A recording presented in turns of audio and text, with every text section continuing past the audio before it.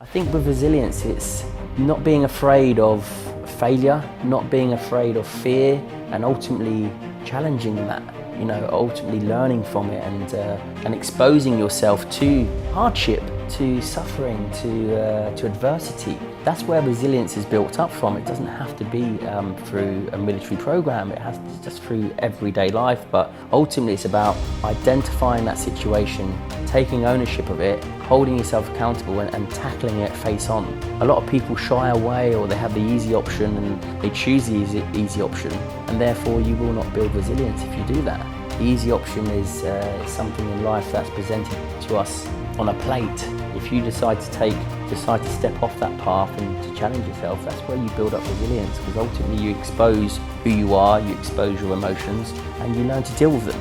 That's what resilience is. It doesn't have to be climbing Mount Everest, being in the Special Boat Service, being in the Special Forces, being in the military. It's about taking on challenges that will challenge you and test you.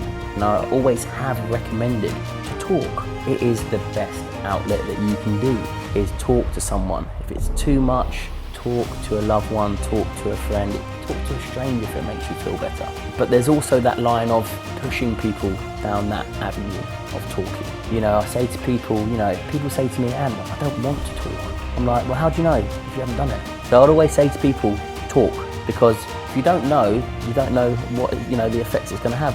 Lots of people, they've started talking, and it's the best thing they've ever done. The word failure, they stay away from it.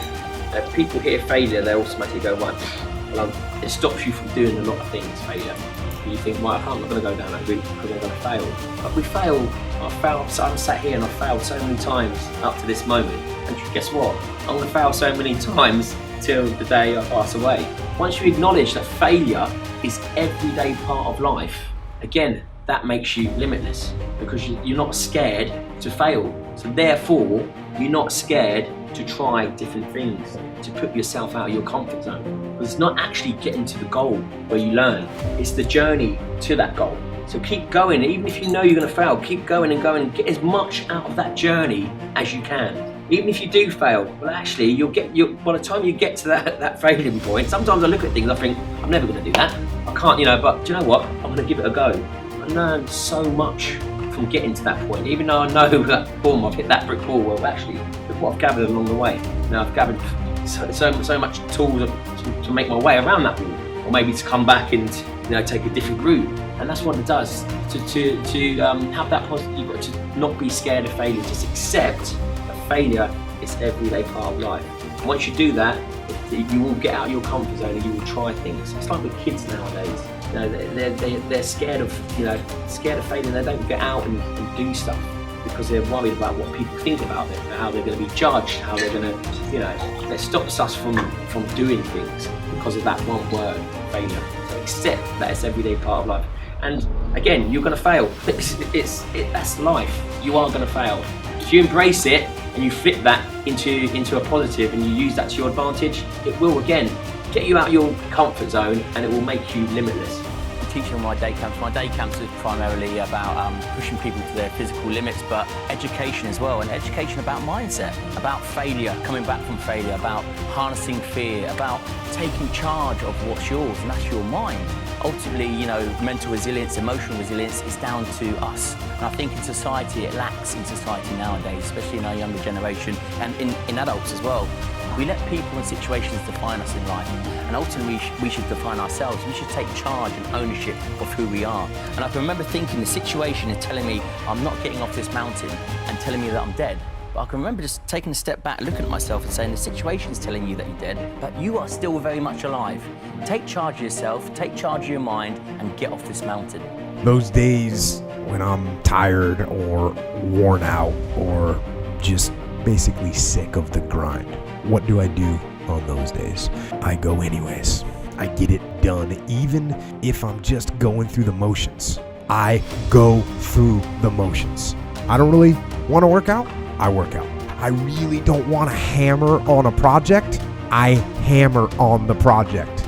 Don't really want to get up and get out of bed. Yeah, I get up and get out of bed. Now, these could be signals that you need some time off. And those signals might be right. They could be correct. But don't take today off. Not today. Wait until tomorrow. Don't give in to the immediate gratification that is whispering in your ear. Shut that down. Do not listen to that little voice. Instead, go through the motions. Lift the weights. Sprint the hill. Work on the project. Get out of bed. As an overall rule, I do not like procrastination. You need to get things done. But if you are going to rest, that is one thing that you should procrastinate on. That's the one thing I want you to put off until tomorrow. And if, when tomorrow comes, you still feel like you need to rest or you need to take a break, then okay, take it. But the chances are you won't. You won't need that rest. Chances are you will realize that the desire to rest was just weakness. It was just the desire to take the path of least resistance, the downhill path, the easy path. And by simply going through the motions, you overcame that path. And you stayed on the righteous path, the disciplined path. You stayed on the war path, which is right where you know that you belong. Make your luck. You got to make your luck. And if you make it, if you keep putting forth the maximal effort, that luck's going to come. You're going to make your luck happen. We lie to ourselves. We don't tell ourselves the way things really are. And when we do that, then we can't fix our problems. If we can't fix our problems, we're not going to improve. So we have to be truthful to ourselves.